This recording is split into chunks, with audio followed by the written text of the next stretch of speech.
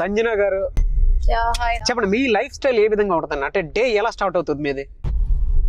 Normal గా నిద్ర లేస్తూనే ఎవరిదైనా స్టార్ట్ అవుతుందండి. మరి నిద్ర లేచిన తర్వాత ఏం చేస్తారు? బ్రష్ చేస్తాను. బ్రష్ చేయడం కాదండి, బ్రష్ చేస్తారు, టిఫిన్ చేస్తారు, తర్వాత ఏం స్టార్ట్ చేస్తారు అసలు? తర్వాత మళ్ళీ పడుకుంటాను.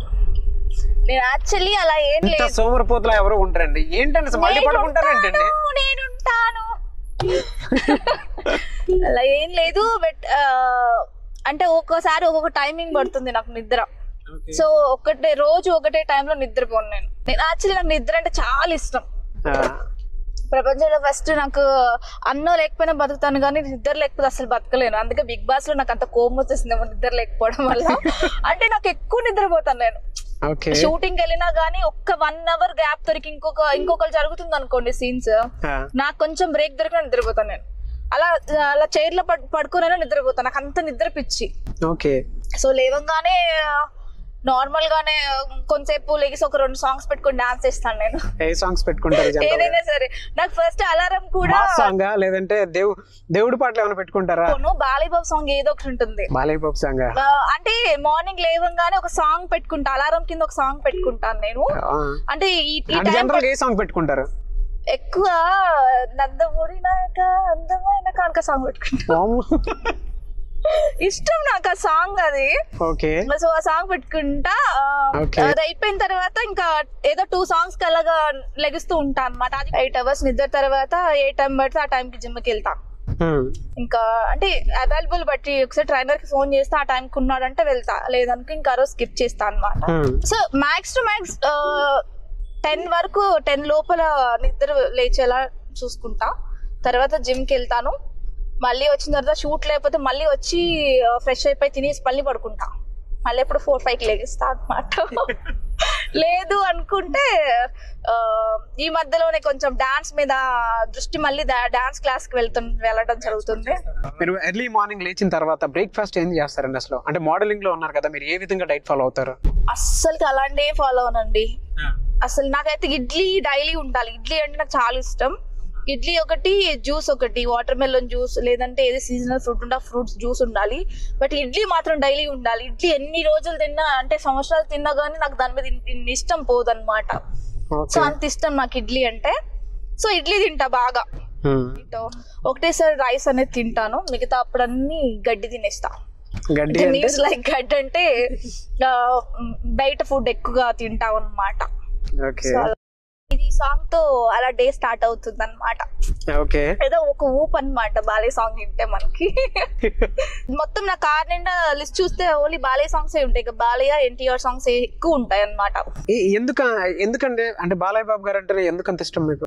తెలీదండి. అంటే ఎందుకు అంటే చెప్పలేము. అది కొంతమంది మీద తెలియకుండానే ఇష్టం ఏర్పడుతుంది. ఎలాంటి ఇష్టం అది? అభిమానం. ఇష్టం అంటే ఇష్టం అని కదా, అభిమానం. ఆయన యాక్టింగ్ కానీ, డైలాగ్ వర్షన్ కానీ అలాంటిది ఇష్టం అన్నమాట. అలాగే దట్టు ఇప్పుడు ఎన్టీఆర్ గారు కూడా ఆ డైలాగ్ వర్షన్ అంత పవర్ఫుల్ డైలాగ్స్ ఈ మధ్య కాలంలో ఎవరైనా చెప్పలేరండి.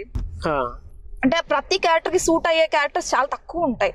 అంటే నవరసాలు పండించగలిగిన వాళ్ళు చాలా తక్కువ మంది ఉంటారు. సో దాంట్లో నాకు ఎన్టీఆర్ గారు, బాలయ్య బాబు గారు అంటే ఒక రకమైన అభిమానం. అంటే ఏ క్యారెక్టర్ అయినా సెట్ అవుతారు. ఇప్పుడు కొంతమంది యాక్టర్స్ ఉన్నారు, వాళ్ళు ఓన్లీ దీనికే సెట్ అవుతారు, ఒక లవ్ స్టోరీస్ కానీ దీనికి కానీ. ఎన్టీఆర్ గారు దేనికైనా సెట్ అవుతారు కదా. ఒక బృందావనం చూస్తే బృందావనం, అరవింద్ సమేత చూస్తే అరవింద్ సమేత, అలాగా కొన్ని అలా నందమూరి ఫ్యామిలీ అయితే దేనికైనా సెట్ అవుతుందని నాకు ఒక స్ట్రాంగ్ ఫీలింగ్ అంతే. ప్రొఫెషన్ లో చాలా ఫీల్డ్స్ ఉన్నాయి కదా, మీరు ఎందుకు అంటే మోడలింగ్ వైపే రావడానికి రీజన్ ఏంటి? మెయిన్ రీజన్ ఏంటి అసలు? అంటే ఇది నాకు తెలియకుండా నేను వచ్చానండి. సో నేను ఎప్పుడు నార్మల్ గానే ఆడుతూ అలా ఎక్కువ ఫ్రెండ్స్ తో తిరుగుతూ ఉంటా అన్నమాట. నా కాలేజ్ డేస్ అప్పటి నుంచి కూడా. 9th చదివిన మీరు కాలేజ్ దాకా ఎలా వెళ్ళారు మీరు అసలు? అంటే ఏదో ఇంకా జోక్ చేస్తే ఇంకా అక్కడే ఉంటావా ఏంటండి, చదివాలేండి ఎంతో కొంత. ఎంత చదివారు? చదివినంత. బీకామ్ లో ఫిజిక్స్? బీకామ్ లో నేను మెడిసిన్ పెట్టుకున్నానులే. సో అప్పటి నుంచి తిరిగేదాన్ని. అలాగా లోకల్ టీవీది అశ్వనథ్ గారు ఉన్నారు కదా, ఛానల్ ఫస్ట్ నాది యాంకరింగ్ లైఫ్ స్టార్ట్ అయింది అనమాట.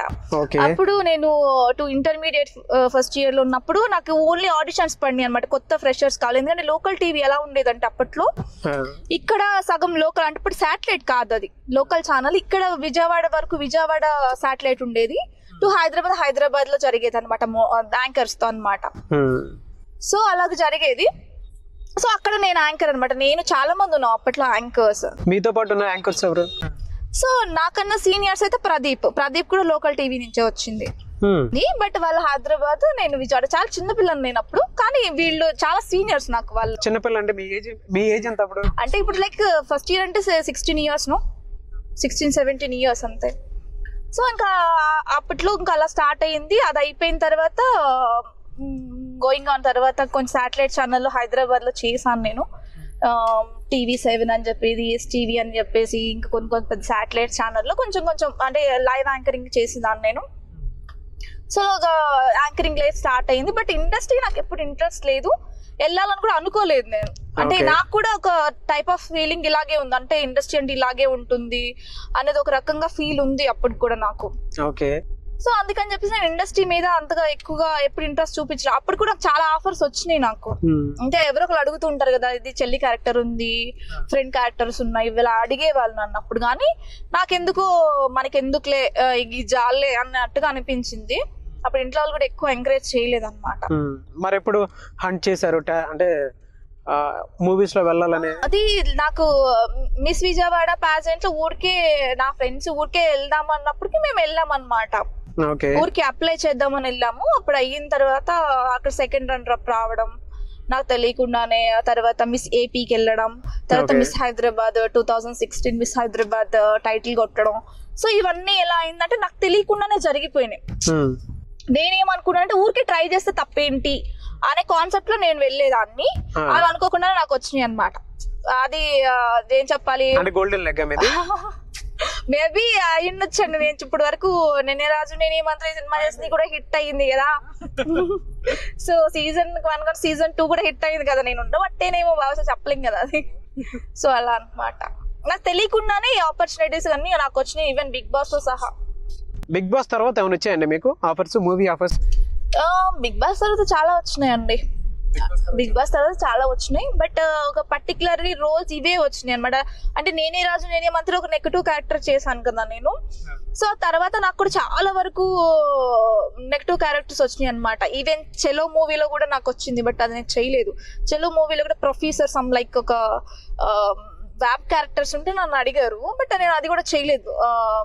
నాకంటే ఆ క్యారెక్టర్ సూట్ అయిపోతుందేమో, ఇంకా అలాగే ఉండిపోతానేమో అనేసి నేను అది చేయలేదు.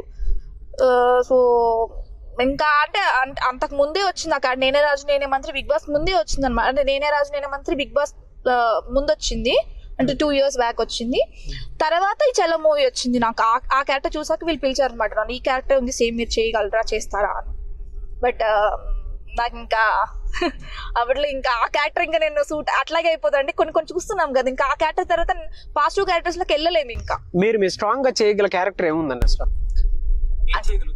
అయ్యో అన్ని చేస్తా అండి, అలా ఎలా అనుకుంటే ఈ క్యారెక్టర్ చేయగలం ఈ క్యారెక్టర్ చేయలేము అని అనుకోలేము కదా. ప్రతి క్యారెక్టర్ చెయ్యాలి ఆర్టిస్ట్ అంటే, బట్ అది మనకి సూట్ అయి ఉండాలి.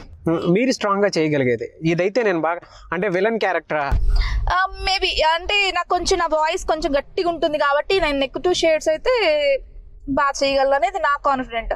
అంటే ఇంతకు ముందు ఫ్రెండ్స్ కూడా నువ్వు కొంచెం గట్టిగా సిగ్గుపడడం కాదు, కానీ నాకు ఒక్కొక్కసారి కాంప్లిమెంట్స్ ఇస్తే నాకే నవ్వు వస్తుంది. నువ్వు రౌడీలా బాగా పనికొస్తావు అలా ఇలా చెప్తే నాకు కొంచెం నవ్వు వస్తుంది అనమాట. అలా అంటే రౌడీ అంటే కంప్లీట్ విలన్ చేస్తాను నేను, చేయగలను నేను అనేది వాళ్ళు నాకు కాంప్లిమెంట్ ఇచ్చింది.